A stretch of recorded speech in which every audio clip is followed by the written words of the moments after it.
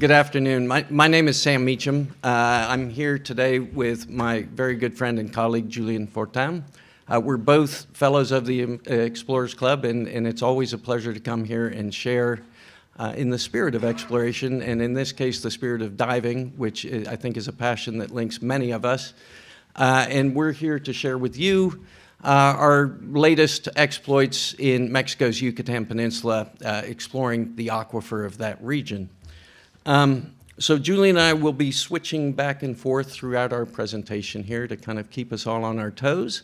And we've divided it into three different sections where we'll be I'll start off with a little bit of a who, what, where, and when. We'll introduce really what is our flagship project, which is the Oshbel-Ha cave system, which we've been exploring for now over 25 years. And it's in Oshbel-Ha that we have really cut our teeth as explorers, and we've been able to innovate and allow innovation to incorporate itself into what we do in terms of how we dive and how we collect information underwater. And ultimately, we're in the business of collecting data, like every other speaker that we've heard today.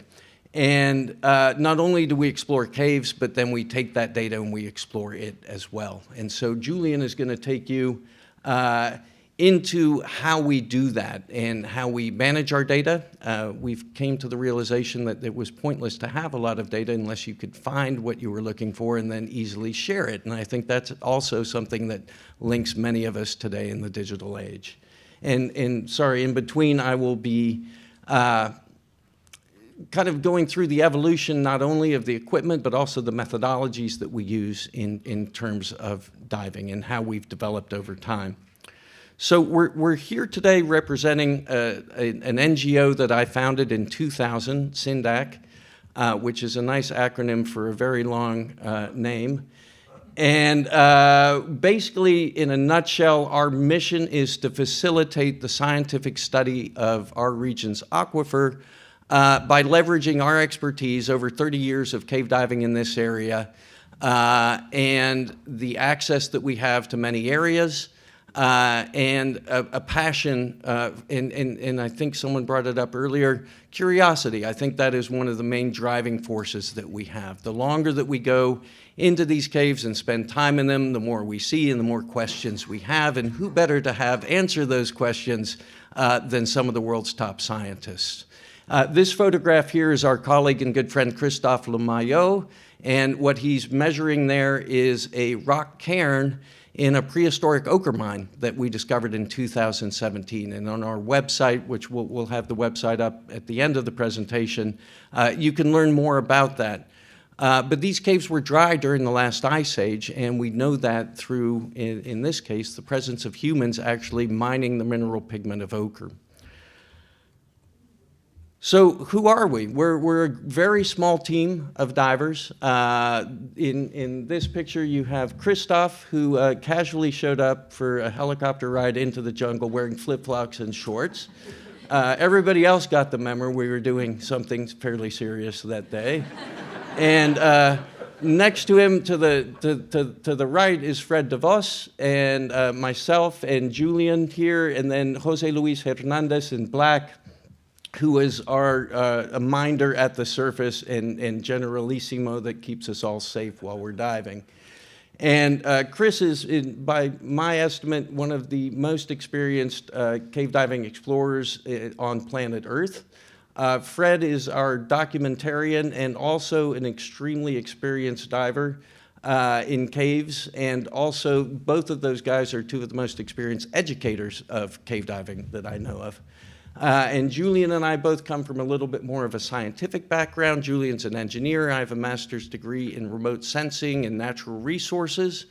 And together, we are a team that shares a passion of diving, but we come at it from very different angles. And I think that gives us, in many ways, a superpower. And so over the years, the four of us have accumulated over 20,000 dives in this environment, which has resulted in more than 40 scientific peer-reviewed publications. We've been able to either resurvey or explore well over 600,000 meters of cave passageway in the Yucatan Peninsula, which has resulted in over 40 terabytes of data, We're been involved in a number of different documentary series, most notably Planet Earth 1, Planet Earth 3 that aired last year, that have reached a global audience and brought the cenotes, which are the entrances into these caves, and the cave systems and everything that revolves around them to a very, very wide public audience. And again, our superpower is derived from 25 years of teamwork, and I'm very, at the risk of bursting into tears, very grateful for the fact that every day I get to work with my best friends doing exactly what I love to do. And I think all of them, they probably wouldn't burst into tears, but they would say something similar. So what do? We explore. We are doing some of the last true physical human exploration left on planet Earth, and it is exploration with purpose. What you're seeing in this photograph here is where that helicopter you saw in the previous picture takes us. And this is in the middle of the CINDAQ Biosphere Reserve, which is a UNESCO World Heritage Site. It's about 1.6 million acres, very similar to the Everglades. And it's just to the south of Tulum along the Caribbean coastline. And since 2006, we've been exploring there. And as we learned in Richard's presentation earlier today, if you want to explore something, you've got to be fairly intrepid, and you have to seek out those opportunities to go places where really no one has ever been before. And so that's what we do. And this cenote here is Cenote Tunja. And imagine looking at the base of a mountaintop that is completely shrouded in clouds, and you have no idea how high that mountain goes. And we have just climbed a little bit up from that base, and we're fairly positive that we have encountered the Mount Everest of cave diving, and it's been sitting there in plain sight this whole time. To give you some scale, that's Julien and Chris in the water preparing to dive right there. That's about 400 meters in length, and it's actually forming a part of a chain of cenotes out there. So exploration is what we do, and in the wake of exploration, unless we go in there and map these caves, which is the basic requirement that we put upon ourselves, but we also observe what's in those caves. And it's through those observations, it's through the analysis of those observations that then science follows behind us. And so over the years, we have worked with pretty much every scientific discipline that you can imagine, using a wide variety of different techniques and methodologies, and that has led to a number of partnerships, both with federal partners in Mexico, with CONAMP, the equivalent of the National Park Service, with the National Institute of Anthropology and History, with local institutions, and with institutions abroad, most notably University of California, San Diego, and also the Scripps Oceanographic Institute. We are one of 19 NGOs on planet Earth currently recognized and accredited by UNESCO's 2001 Convention on Underwater Cultural Heritage, and we're the only ones doing anything in underwater caves. Most of that, of course, is focused on shipwreck and maritime archaeology. What you're seeing here, you may wonder, is the skeleton of a short-faced bear that is 2,000 meters from the nearest entrance that we know of at a depth of 30 meters. So this is a prehistoric short-faced bear that would have originated from South America and migrated up. The Yucatan Peninsula itself is at the nexus, it's at the crossover of the Nearctic and the Neotropic zones. And so for many, many thousands of years, it has been this meeting point of species from both the north and the southern hemispheres. So exploration science, and then we have a strong commitment to media and outreach. We have a full production studio in-house, and in fact, Fred and our friend Tona put together a short 3-minute video that we'll show at the end here. But we feel very strongly that scientists are awful at communicating science, and so we try to help them. So any scientists that we work with, one of our requirements is to put them in front of a camera and have them tell what they're doing and why it's important and how CINDAQ and our team is helping them do what they do.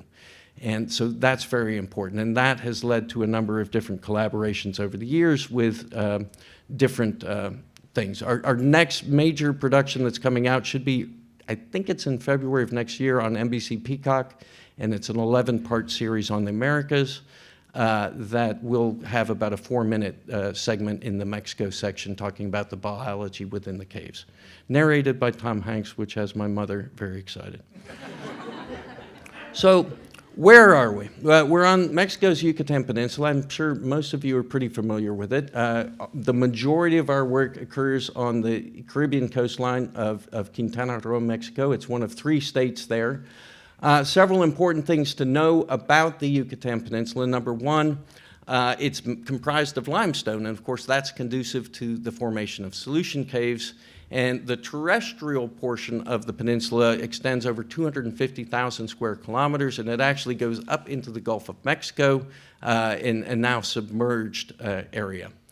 And the caves that we dive into were all dry during the last ice age. And so we know that because we find physical human remains within them, and we have at least 10 and probably a whole lot more human skeletal remains that are in very good condition, very intact, and to date are the oldest sets of human remains in the Western Hemisphere, helping us understand the peopling of the Americas, which is still somewhat of a mystery. There's more and more evidence of that's coming together to paint a very clear picture, and we're very proud to be collaborating in many of those projects. So they were dry because, yes, there are people in them. They don't have scuba gear around them, so they must be old.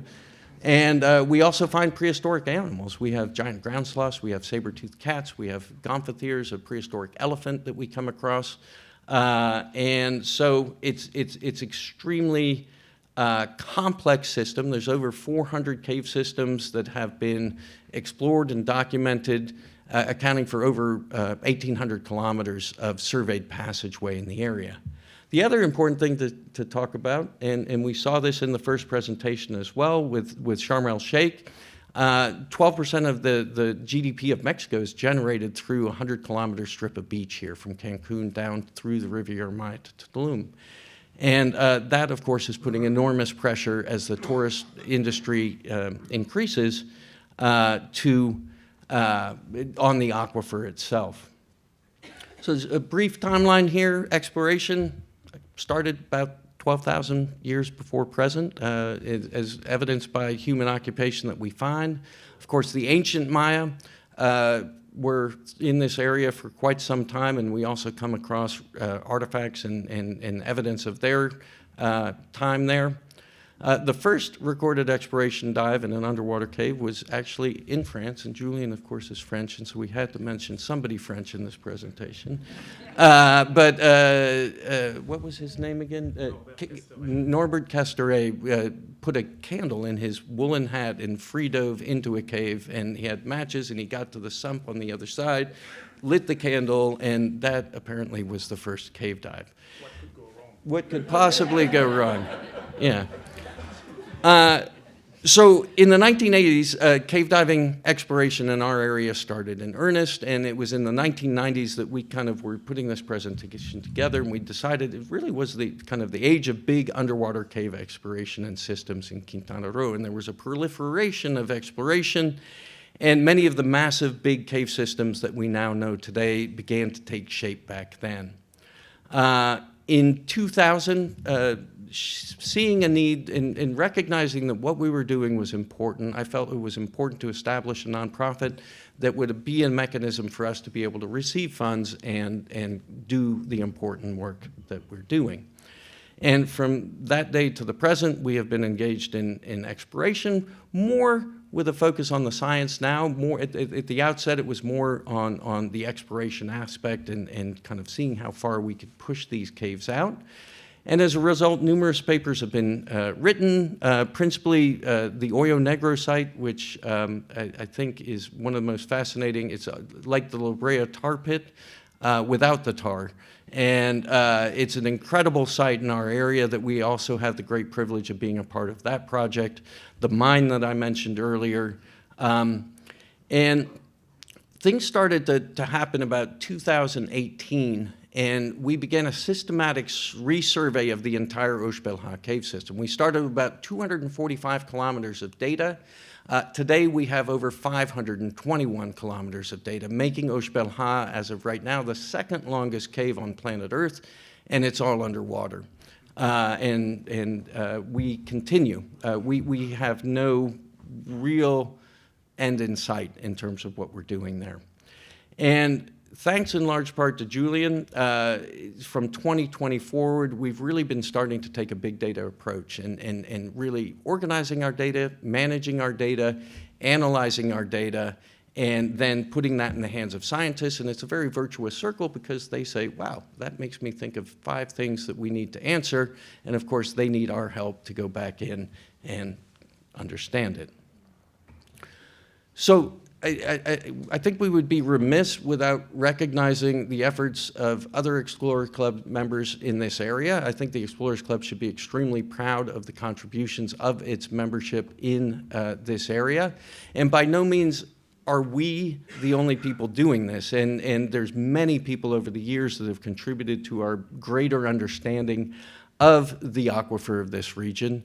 And on the left side, we have scientists and explorers that have all mentored us, inspired us, worked alongside of us, and some of them, in the case of Dr. Versolo and Dr. Reinhardt, continue to work alongside us to this very day. And then also inspiration and support. And Bob Hem, the late Bob Hem, I would not be standing here were it not for his getting me involved in the Explorers Club, and Bill Phillips and Steve Bogarts as well early on, Kay Walton and Gary Walton. And Bob was a tremendous force of nature and an inspiration to us. And so the Explorers Club is just an incredible place I've learned for networking and support. And when Sylvia Earle or Johann Reinhardt takes you by the arm and offers you words of encouragement when you're a young, budding explorer, it only makes you want to get back out and keep going. And so I personally am extremely grateful for everything that the Explorers Club has been able to throw back at me. And this picture is by Martin Bruin, who is in row 3 right here. And Martin is an incredibly talented photographer that has been documenting our aquifer, and it's an extremely important aspect of what we do. Let's face it, cave diving is pretty much everybody's single worst nightmare. And Martin's beautiful photographs really illuminate it in a way that makes it very digestible and not quite huggable, but it really helps us promote an idea of conservation. Nobody knows what's going on under their feet, and so it's through his imagery that it really helps us to tell the story. So I'm going to turn it to Julien now. Thank you, Sam. So basically what we want to have a look here at is how everything we've been doing in terms of exploration has been having a huge impact on a lot of other aspects of what we do. So Sam was talking about the data aspect, he was talking about the scientific aspect and all of that, but even in terms of the tools that we use for the job, things have changed a lot. And that is something that, to me, is very important in exploration, and I hope that most of you can relate to that. And we've heard today about great work being done with sharks, with turtles, and all of that. And there are tools being developed to make that work possible, but there are also tools that are born from that work. And basically, because necessity is the mother of invention, a lot of things that members of the Explorers Club have tried to do over the years have actually led to some inventions. If you think about NASA back in the day in the 60s and the moon landing, for example, well, there was a need to have padding for the seats that was safe to use with the big acceleration. That's how memory foam, for example, came into being. Also, when they needed to use power tools on the moon, they thought that all of a sudden there might not be a power socket available with 110 volts there. And therefore, cordless power tools were invented also and developed by NASA for the first time for the moon landing. And in a way that shows how exploration leads, it leads to answers ultimately, but first it leads to a lot of questions. And I'm very interested in those questions because suddenly is how can we do that? How can we go to Tunja? How can we resurvey a cave of 500 kilometers? How can we use a power tool on the moon? And so those questions drive innovation. because we have to think all the time, logistics being something very complicated in an exploration environment. We have to think of having as many tools as we need, but as few tools as possible in a way. It needs to be cheap enough that we can use it. It needs to be simple enough that we can use it. So the three keywords we're looking for here are really minimalist, efficient, and expendable. Now, I was talking about the moon landing, and I was talking, about all the explorers that basically came with questions, and that led to innovation, that led to answers. And in a way, and again, it's much smaller than the moon landing, but Sam was talking before about the Everest of cave diving. For a very long time, and still to this day, we have this cave system called Oshpelha, which has been our own personal moon, so to say. So it's been the place we go to, and that is asking a lot of questions to us, because Sam was saying earlier about, being with the bear, you're 2,000 meters away from an exit. That's far away from the surface, basically. And correct me if I'm wrong, but I think fewer people have seen that bear than have been on the moon in the history of mankind, which is quite nuts and really cool if you ask me. And so Oshpelha is an exceptional cave that requires exceptional means. And so that's what I would like to go into briefly before handing it back to Sam is, what's Oshpelha? Well, in 2004, you can see the township of Tulum on the map in the back, and you can see that the cave is bigger than the town, like by far. And, if you think of a cave as a single tunnel, and so you go in 2,000 meters, you come out, that's not what it is. It's a proper labyrinth, right? And the trick is, so Sam said earlier that most of us are also educators. So we've all been or are cave diving instructors. And to be honest with you, I could probably teach a monkey how to dive into a cave in about a week. Like really, it's really simple. But to teach to the monkey how to come out alive of the cave again, that takes like really much more time, like 10 or 20 years or so. So really that's a trick. And now when we look at this map, that's what we can understand very clearly, is that it's a labyrinth. It's very, very hard to come out again. It's very, very hard to know where the exit is. And so the complexity of it now, this is 25 years of exploration and innovation leading to what Sam was describing as the longest underwater cave in the world, or the second longest cave in the world. So the first cave in the list is the Mammoth Cave, right, in the US. And this is the second longest in the world, but also the longest underwater cave. 520 kilometers of passageway underwater. Sam was saying it's the worst nightmare for a lot of people. And think about it this way. The job is about going in a dark underwater place with a limited quantity of oxygen and a lot of navigational decision that results either in living or death. It's stupid. So basically to do it, you need to be just smart enough to know how to use the equipment and really dumb enough to want to do it, okay? And that basically leads to a system which is extremely complicated. So this is just data about the system we're diving in. It's 520 kilometers plus, which is about 1.5 million feet, something like that. So it's really a long cave. And if we look a little bit at what we've done there, like sections, jumps, T intersection, 1,500 T intersection. That means there is 1,500 times you could take the wrong direction. 250,000 times there is a side road going from there that you could also take the wrong direction at. So it's a bit mind-boggling. We have a depth that goes down to 57 meters, which is about 160 feet or something like that. We have a surface area of 69 square kilometers. And if you look at what we've been doing over the year, you can see that at the end, from 2018 onwards, the line is going sharper up and up, because we've started not only getting the cave to ask us questions, but we started being able to give some answers as well in terms of equipment.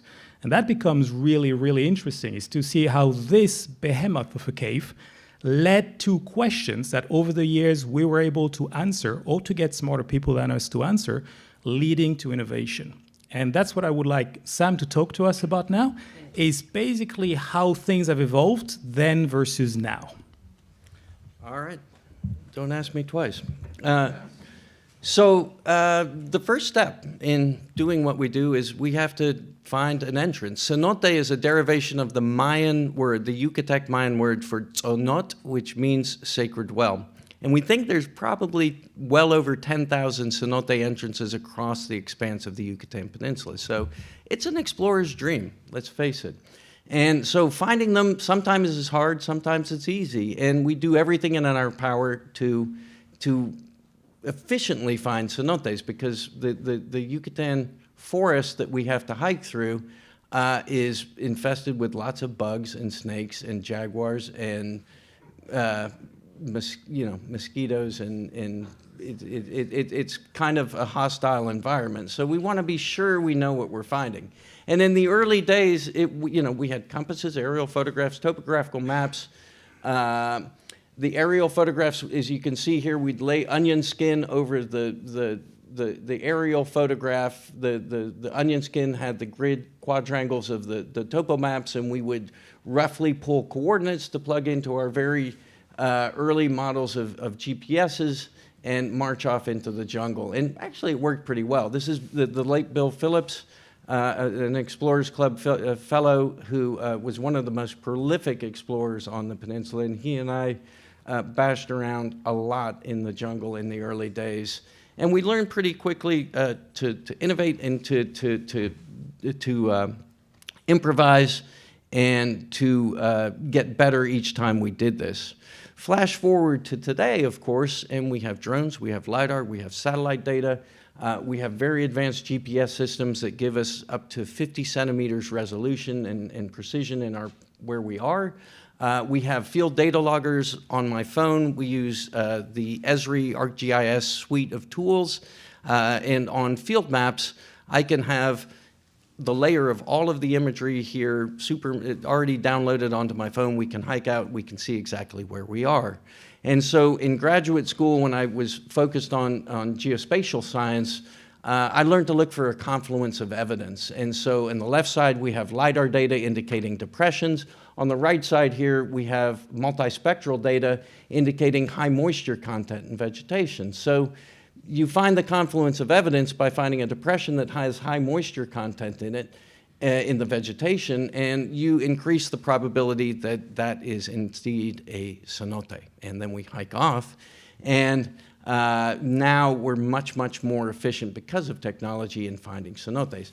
Jose Luis there, by the way, is standing in about a bathtub-size hole that the 1 meter LiDAR imagery there showed us. And it's for about 2 seconds we're like, this is cheating, and then we got over it pretty quickly. It's amazing, and that's from a NASA mission done in conjunction with the Mexican government. Obviously, logistics is extremely important to us.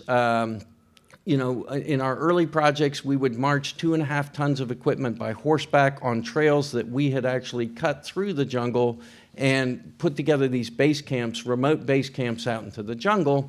And this is a bit of a combination of being young and stupid, and also the old saying that not knowing it was impossible, they went ahead and did it anyway.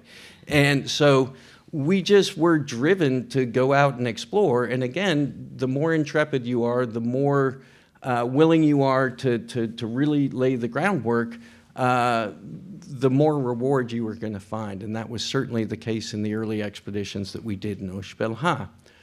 Flash forward to today, and the evolution now has really advanced quite a bit. And one of the double-edged swords of the increased development of the area is, of course, there's increased access, more roads going back to these places. And so today, we can drive to the side of many of these cenotes that we have access to, and in the same day, go in, do a very long dive, and then come back out and have dinner at home that same night. In the Biosphere Reserve, we use boats to access some of the coastal areas that we're diving, and more we're starting to use helicopter support. This was just 3 weeks ago on the right side here out at Cenote Tunja, which is about, this is the 5th time we've been out there, and we've been doing a very systematic approach to gathering information. It doesn't make sense to put together a full project until we are sure that we know what we're dealing with. And I feel safe in telling you all that we have more than enough information now to know that in January of this coming year, we're going to have our first base camp out there and spend an initial 10-day period to really get going on the exploration of the of this remote area in CINDAQ. Another thing that has really developed recently for us also is communications. First and foremost, that has a tremendous impact on us in terms of safety. Previously, we had limited to no communications when we were out in very remote areas. Now we have Starlink, we have Inmarsat sat phones, we have InReach from Garmin, we have the ability to be in the field, discover something, and immediately call in a scientist to say, hey, this is what we've discovered, what do you think we should do, or what is this? And it's pretty cool to have that capability and the immediacy of it. Dive equipment, I think all of us that are divers have witnessed this, and there's been an incredible evolution here. Richard Pyle really led the way for many of us in terms of introducing all of us to closed-circuit rebreathers. And in the early days, everything that was done in our area was done on open-circuit scuba, and so that was fairly limiting. But again, we did the best with the tools that we had at hand. And so scooters came into, the dive propulsion vehicles came into being. Of course, everything was powered off of lead-acid batteries and halogen bulbs. And at the time, that was the best things. We didn't know any better, of course. We absolutely did the best that we could and got amazing results even in light of that. This picture on the right here is just, we're going to do a comparison in the next photo, but that's Fred DeVos there. And we took that picture several years ago, and that was all the gear necessary for one diver to do a fairly long penetration dive into a cave. So you have the twin set of aluminum 80 tanks, 3 stage bottles, 1 oxygen for planned decompression, 2 scooters, the reels that we use to lay the line that we then measure to make the maps that we do. That's one diver and the gear that they would need. And we never dive in anything less than a team of 2, so you need to multiply that amount of equipment by 2 for one dive, and sometimes we go, in extreme cases, in a team of 3. No more than a team of 3 in any case. So a lot of gear. Fast forward to today, and the photograph in the bottom right, or the right side here, Jose Luis now is standing next to all the tanks. This was about 3 weeks ago when we went to a different part of the Biosphere Reserve. That's all the tanks necessary for 3 divers for 5 days of diving on a closed-circuit rebreather. So logistically, there's many advantages and disadvantages to rebreathers, but for me, as someone who grew up on an island and learned very early the necessity for good logistics, this is a dream come true in terms of cutting down on the amount of gear that we have to take with us. We have still all the redundancy built in, but we consume a lot less gas, and therefore we have to take a lot less heavy tanks with us. So over the years, we've used passive semi-closed rebreathers, fully closed-circuit rebreathers. Scooters now, everything's running on lithium-ion batteries. We have LED lights. When the film you'll see at the end here, on that one dive, we had close to 300,000 lumens of underwater light with us on that dive. And that was unthinkable in the old days. I mean, we were excited to have a 400-watt halogen bulb on a thing, and now, in the same token that Martin is able to take those incredible photographs, we can now really take the general public into this space with us and show them what it looks like. And in terms of thermal protection, it may seem a little strange, but we all dive in dry suits. The average dive times that we have are about 5 hours. That can extend up to 10 hours. We have an effective range of 6,000 meters from the point of entry. So we can travel 6,000 meters into the cave, do whatever we have to do, and then egress the 6,000 meters back out of the cave.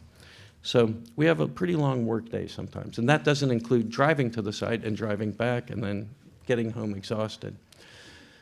Survey is absolutely essential piece of what we do, and in the outset, we were hand drawing maps in our jungle base camps. Then computer technology came into being, and we would print the map of the cave on acetate and then lay it over the aerial photographs at the same scale, and we could see relative where the cave was going in relationship to potential cenote entrances in other areas. All of our survey done underwater was by hand at that time, knotted line survey, and we're measuring, it's Cartesian cartography, so we're measuring depth, distance, and azimuth, and writing that down and then coming back and transcribing it at the end of the day and plotting that all by hand. So very time consuming, obviously very prone to error. Not everybody has great handwriting, especially underwater. So today, we have Julien on the left side here with a contraption called the NEMO, which is a semi-automated data logger that now records the depth, distance, and azimuth for us. So we can plug that in at the end of a dive, and all of that data comes out. And all that we're left to do, it frees up a lot of brain space for us to be able to make observations. And Julien likes to talk about it as being, the cave survey is an empty shelf, and our observation are the books that we start putting onto that shelf. And so we now have a lot more brain space because we don't have to write all that stuff down for the depth, distance, and azimuth, and we can make observations, and then we can mine those observations to begin to see patterns and things. We're very fortunate to be sponsored by Dell Computers, and they've given us 3 of their rugged laptops, and that's me in the middle a couple weeks ago in the middle of the Biosphere Reserve, and we can record data right into our GIS in the field and then sync it as soon as we get back to cell phone coverage. And this is Julien actually on a project we did in Brazil actually in 2021 with club member Sergio Scirato, mapping a cave in Mato Grosso province in Brazil. And this was a very quick on-the-ground project, and Julien, poor guy, was basically handcuffed to that desk, and Chris and I were gathering data and just feeding it to him, and we were 6 days in the water, and by the time that we left, we had a map of 1,200 meters of cave done that we turned over to the project. So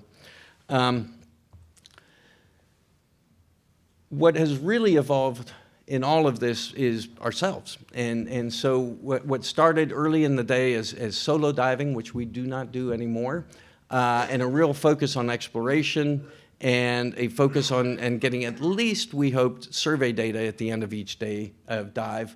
We're now much more, very much more focused on a team approach to diving, both at the surface and underwater. And we have very well-defined SOPs. We actually have an online internal wiki with over 300 articles now with all of our SOPs, from everything from data management to photogrammetry, et cetera. And standardization of our gear, standardization of our breathing mixtures, and all of that leads to increased productivity underwater. And on any given dive, we can be doing a multitude of different tasks. And I think we have a very small team approach to what we do. Each one of us is proficient in every single task that we could potentially have to do underwater. Some of us are better than others, but it means that if someone gets sick one day and can't dive, someone else can just jump in without any issue, and we can get the job done. And more than anything, we're really focused on the big picture, and that's where the data comes in. And we're harnessing all the experience that we have and a real long-term commitment to the scientific understanding of the aquifer. So I'm going to let Julien now explain what that means. Good luck. All right, thank you, Sam. So basically with all that, we've seen that exploration asks questions drive innovation, and the problem when you ask a lot of questions is you end up having a lot of answers, and so you end up collecting data.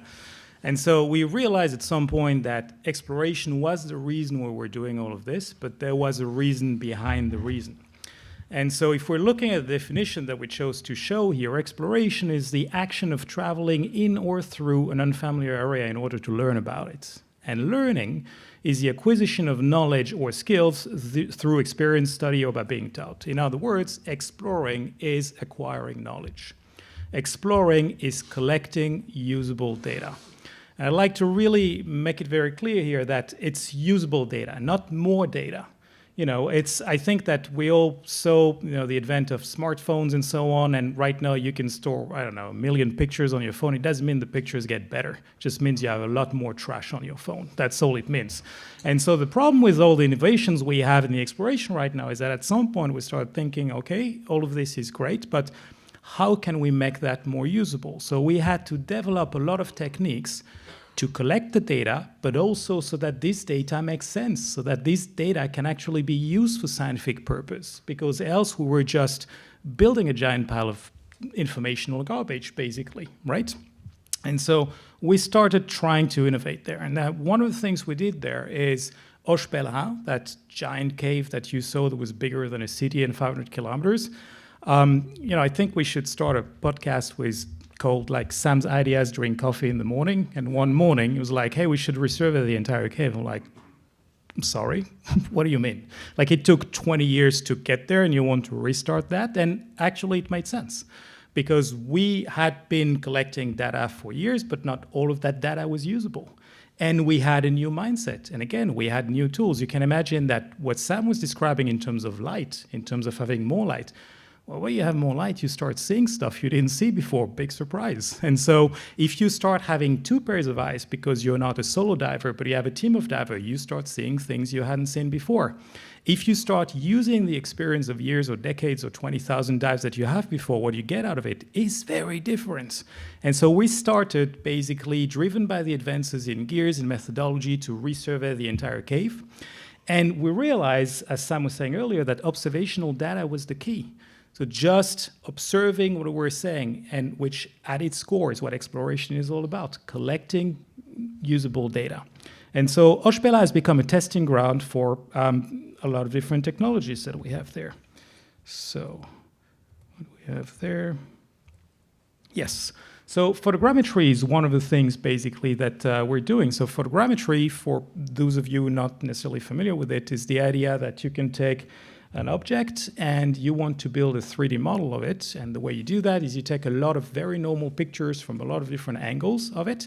And because the aspect of the picture of the image you're taking is changing with every angle, it gives you a very good idea of how the object would be in 3D. So you have quite smart algorithm. We're able then to create a digital twin of your object. Now, what's cool about that is that we were saying earlier that not everybody can go into these caves, nor should go into these caves. And very often the people who've done 3 PhDs in their life are not the ones who want to go into the cave, but they're the ones you would need to look at the objects. And so what we're trying to do is surface that vital knowledge, surface it in a way that people can actually use it for scientific study. And photogrammetry is a great one because 1, you can put it in front of the eyes of people who couldn't have seen it. 2, you don't need to disturb the cave. So the bones can stay in the cave, the objects can stay in the cave, so you don't destroy context, which is extremely important from a scientific point of view. You're not destroying what you study, or as little as possible, which is really the trick, right? We were talking earlier about sharks and how it would influence them maybe when you put a sensor on them. Well, this is the same issue that we have all the time. If to study a bone in a cave I have to break the bone in half, then I'm not really doing a good job. So photogrammetry is quite cool for that. Now, the thing is, we realized quickly that taking a very cumbersome photogrammetry equipment into the cave was not very practical. It was very difficult. Sometimes the passages we go through, some of them you could easily drive a train through, and some of them you have to remove gear to squeeze your way through. So you need something very compact. So we developed a very, very simple system based on a GoPro, so the same one that the sharks like to eat, it seems. And we put that there, and then we realized we can do more models. Fantastic. Then we realized we had many models and we didn't know where any of the models were because we couldn't know which model was what. So there was like, well, we need unique identifiers for the model. So we started having those metal plates with small magnets on them where we have a model number, an identification number, a date, so that we know what was taken when. So we started doing that really to have better accessibility and better usability of the data later. And that leads to quite cool models. Okay, so photogrammetry is one of the examples of thing we can do, and that's an innovation that's been definitely driven by Oshpelha as a monster cave. Now, I was mentioning before that when you gather more data, the problem is that you end up not necessarily having usable data. So I don't know how many divers are in the room. I think the ones that are chuckling right now. DCS, well, we have Richard Powell in the room, right? So, I mean, like, There you go. So DCS for us is data cow sickness. It's basically data stored on multiple disks, probably with numerous duplicates and dates and copy 1, copy 2, copy 3, with small text file that say, Sam, I don't know if I copied this. Julien, I don't know if it's on another disk. There is no centralized index or database, no global searching capability. And interestingly, more dives at some point lead to an increased amount of data, but a decreased usability, which is a little bit of a paradox there, that you end up having more data, and basically you're growing the haystack, and it becomes harder to find the needle in there. So you're actually not really helping the issue. So what we've been building over the years now is a giant data system for a giant cave. So we've been organizing things in terms of the exploration, the science, and the media, the three pillars that Sam was talking about earlier, and we have a lot of data coming from through each of these pillars, like survey data, maps, cave measurements, GPS points, photogrammetry, biological collection samples, a lot of images, and all of that is now stored on a NAS, a network access storage, with 40 terabyte of file, and everything is centralized, organized, and searchable, which starts becoming a little bit more usable. We start being able to do things with it. We start being able to have scientists look at things and tell us what we're looking at, right? And so an example of that would be, now that we have everything in a digital format, we come back to the exploration. We go full circle, and exploration was about traveling through an unknown territory to collect data. Well, now we're taking that data, which is no longer unknown, and we connect it back, we tie it back into space. And that's what GIS, Geographical Information System, is all about. It's the science of where. Sam was mentioning earlier that we work with Esri, well, the entire software constellation of Esri, ArcGIS. And the cool thing is it allows us to combine, analyze, and display geographically referenced data. It allows us to put a bit more order into chaos from a geographical perspective.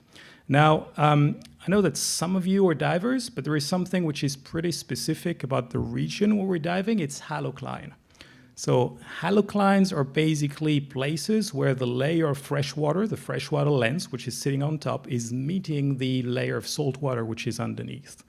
And it's really cool. And so I'd like to show you first how it looks like, and then what we can do with it. So you see here the surface at the top. There is a bit of a shimmering thing that looks like a surface. Well, it's not a surface. And so this is quite nice. So this thing here is actually the interface between fresh and salt water. And really, when you see that, who needs drugs, right? I mean, it's incredible.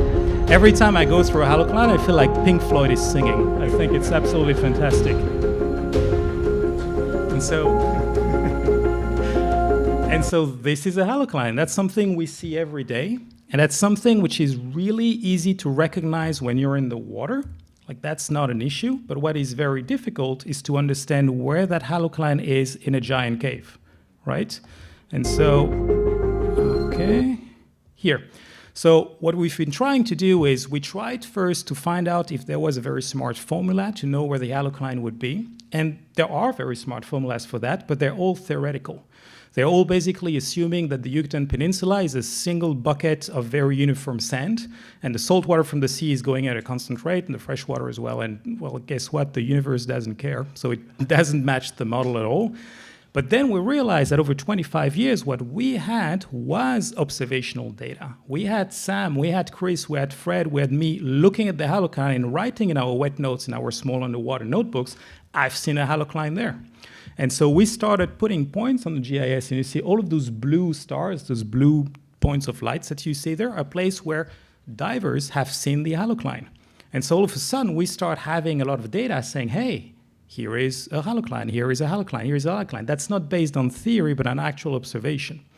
And the cool thing with that is we're able to then run a statistical software to find out what the linear regression would be in function of the distance to the coast, of course, to know what it would be in that particular system. And so I'd like to show you how it looks like on a GIS system.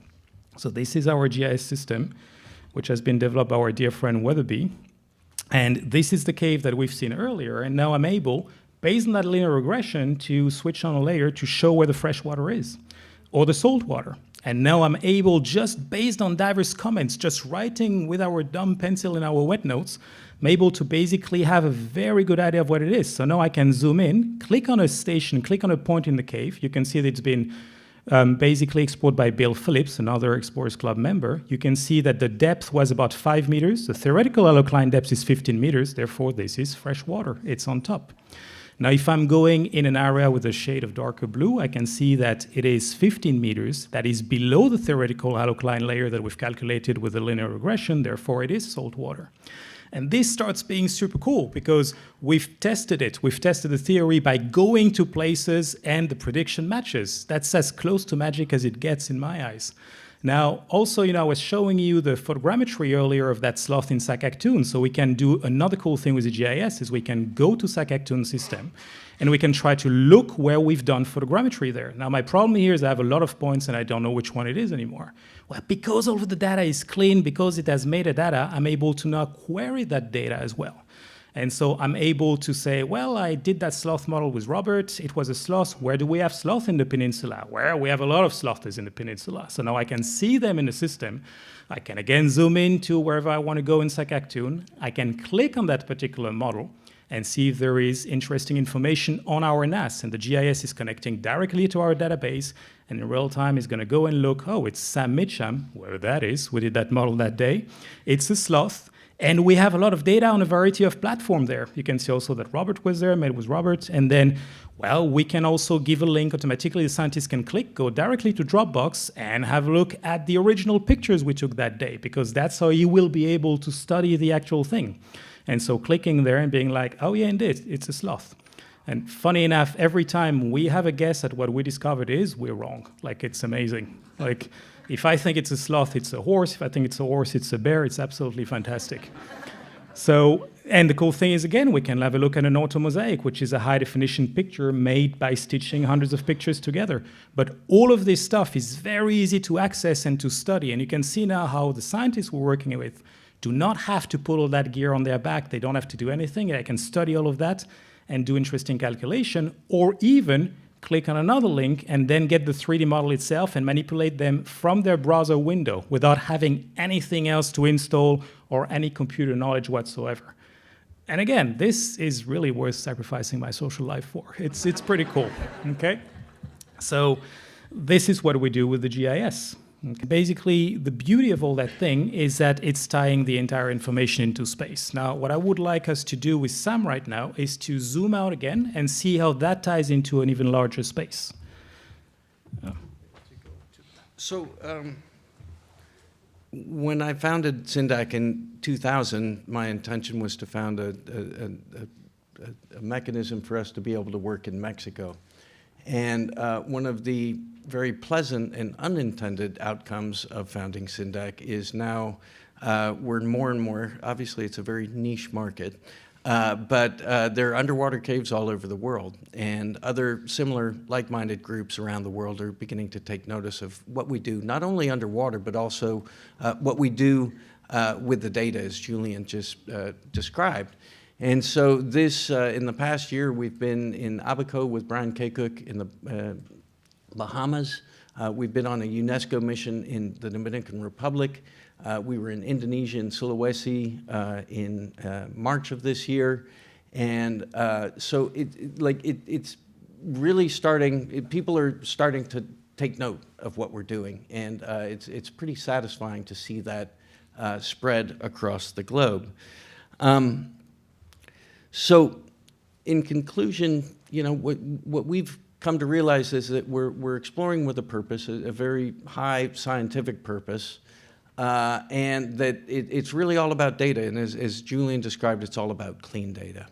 And as we've described, it's also, Oshbelha has really taught us so much. And it's been a laboratory for us to develop and to develop the tools and to gain experience.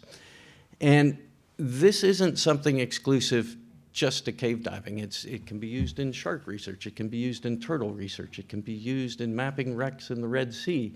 What we're doing in terms of the data aspect of all of this is applicable to anything that we can imagine. And we're very open to assisting other projects, whether they are diving or not, with developing and helping other organizations understand how we do what we do.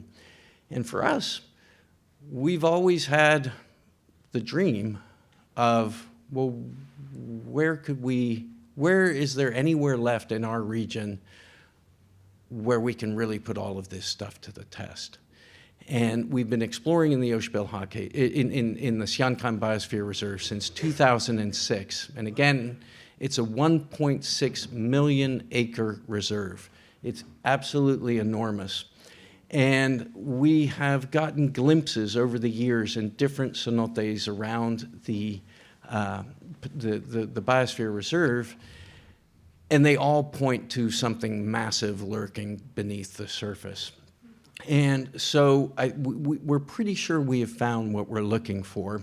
And so what we're going to close on here is just a short 3-minute video that Fred put together in setting the scene. This is Cenote Tunja. Tunja in the Mayan language means water rock, and it is this massive cenote out there.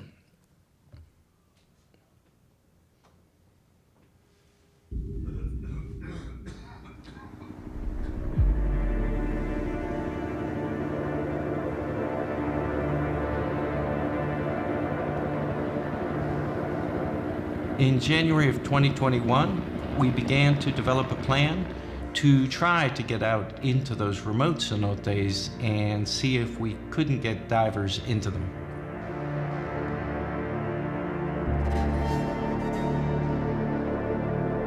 Cenote Tunja representa una zona virgen de exploración, un sitio único en la zona núcleo de CINDAQ.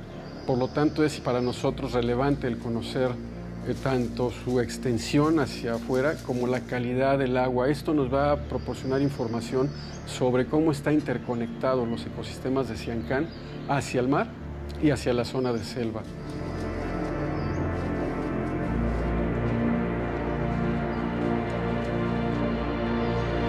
The only way to access the Tunja cenote is by helicopter.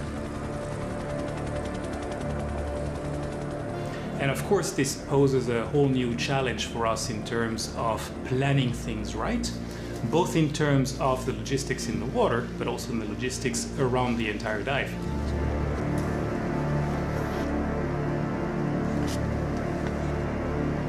So we're quite excited with the prospect of knowing a little bit more about what is happening in that specific area of caves in the CINDAQ Biosphere Reserve.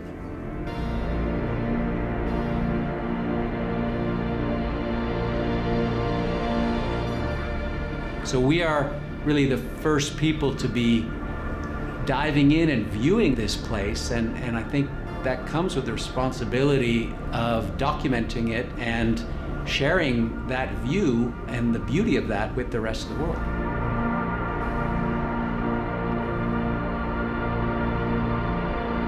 It's basically the last frontier, going to a place where much fewer people have been than on the moon, because there has literally been no human being seeing what we're seeing.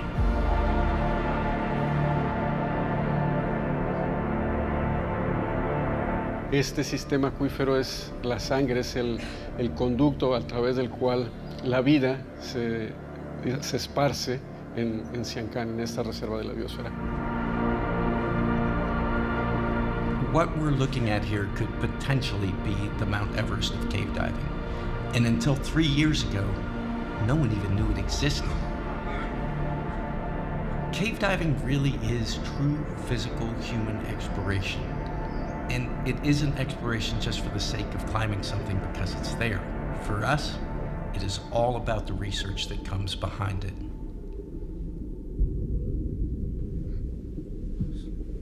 So that's where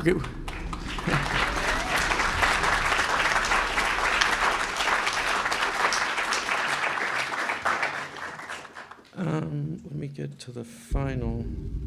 Oh, no. There we go. So that concludes our presentation. That's where the future is going to be taking us, is deep into the CINDAQ Biosphere Reserve, and I sincerely hope that we will be back here again to tell you more about what we find there. And that's what gets me waking up in the morning. It's not what we found yesterday, it's what we might find tomorrow. And I think that is in the heart of every single explorer. Okay.